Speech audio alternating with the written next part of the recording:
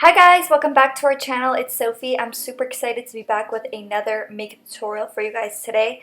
I'm going to be showing you guys how I achieved this cranberry halo. So if you want to know how I achieved this look, then just go ahead and keep on watching. And also if you want to be entered for our monthly giveaway, we do send a subscriber a full box of makeup at the end of every single month. So if you want to be entered for that, go ahead and give this video a big thumbs up. Make sure you're subscribed, turn your post notifications on, and then comment done down below if you live in the US, because our giveaway is US only. So first thing I'm doing is priming my eyelids, and I'm using this concealer by NYX. And I'm just pretty much applying this all over just to get rid of any discoloration, and then I do set it with some translucent powder afterwards. For today's palette, I'm using the Morphe 3503 Fierce by Nature palette, and this has to be my #1 palette for fall.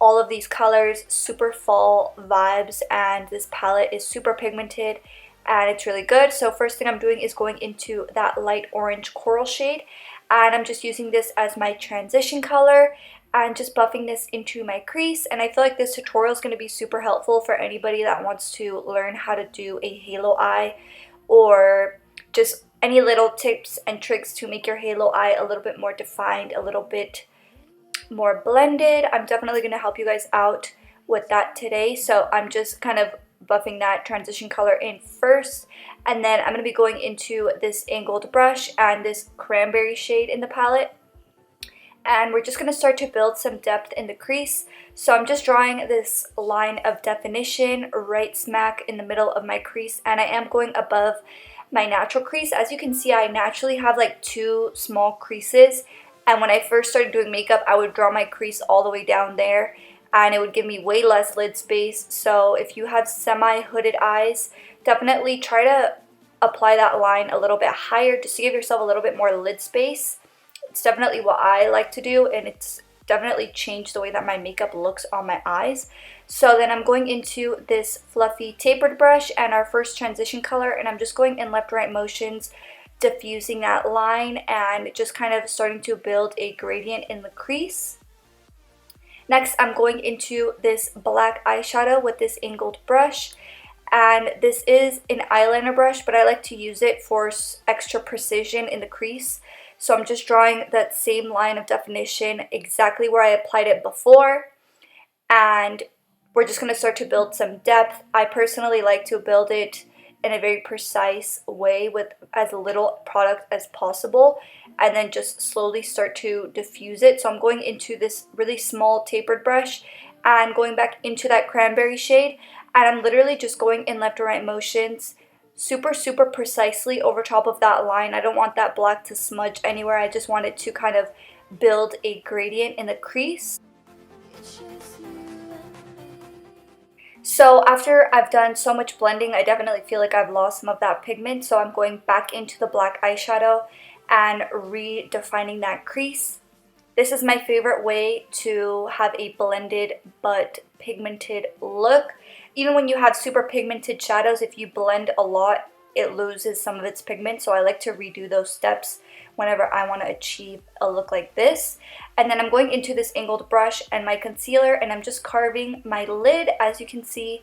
And then I am setting it with some translucent powder because we are going to be doing a lot of blending over top of the lid, and I don't want that concealer to blend in with the shadow. And yeah, I'm just patting that translucent powder over top of that concealer. And then I'm going into this metallic cranberry shade with this flat brush, and I'm just applying this all over my lid and just really trying to apply it in a really even way, because we are going to be applying a lot of shadows on the inner and outer corner, so I want everything to look nice and blended. And I did wet my brush with some Fix Plus just for a little bit of extra pigmentation.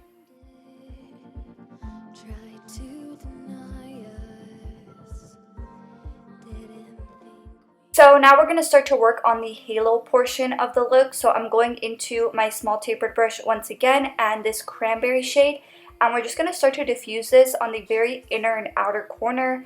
And I'm first laying my brush down on that very inner and outer edge, and then just dragging inward whatever's left over. That way we apply it in a gradient type of way. And I definitely feel like the way that you apply a shadow will help you blend it out as well. So then I'm going to be going into my NYX glitter glue next. And I'm just going to apply this to the very center of my lid with this really precise lip brush. I actually don't even use this brush for my lips. I just love using it for like super precise areas of my eyeshadow. So I'll use this on the lid or I'll use this on my inner corner. So I just applied that pink sapphire glitter by ABH to the center of my lid. And then I'm going into the black eyeshadow in the palette with this really precise pencil brush. And I'm just packing that shadow on that inner and outer corner. And I'm trying to apply it in a blended way, but I'm not too worried about blending it with this brush. I'm going to be going back into that really small tapered brush right here and some more of that cranberry shade just to blend those three shadows together. And this might take a few times just to kind of blend everything together, but it's definitely worth the extra blending just to get everything nice and seamless. And then for lashes, I'm applying my Shop Sophie Bella Barbados lashes. Thank you to everybody that has placed an order with our company. You guys are the reason why we get to do what we do. And then I just applied my Urban Decay Double Life liner in my waterline. And then I'm just starting to apply this transition color to my lower lash line. And then going into that cranberry shade with my angled brush and just applying that to my inner and outer corner.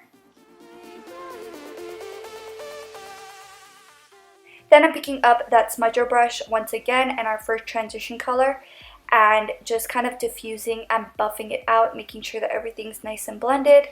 And then I'm going to be going back into that little lip brush and applying some glitter glue and then applying that pink sapphire ABH glitter. So last but not least, I'm just going back into that really precise angled brush and that black shadow. And I'm just applying this as close to my lower lashes as possible and just to the very inner and outer corner. And I'm trying to keep it, yeah, like I said, as close to my lower lashes as possible. I don't want to drag that black too far down. And then I'm going into this pencil brush and some more of that cranberry color just to blend all those shades together. And then I'm picking up my Mad Lash mascara by The Balm and just coating my lower lashes. And then I just picked up my Pixie Beauty highlight in the shade Subtle Sunrise. And I'm just popping that onto my inner corner. And this is the finished look. I really hope that you guys enjoyed watching. If you did, don't forget to give this video a big thumbs up. And if you watched this video to the very end, thank you so much for tuning in and just watching this video. And yeah, I'll see you guys in the next one. We're trying to do daily uploads, which we've been doing pretty consistently for the past 4 months. So definitely tune in every single day. We are uploading every single day. So that's pretty much it. Thank you so much, guys, and I will see you guys in the next one. Bye!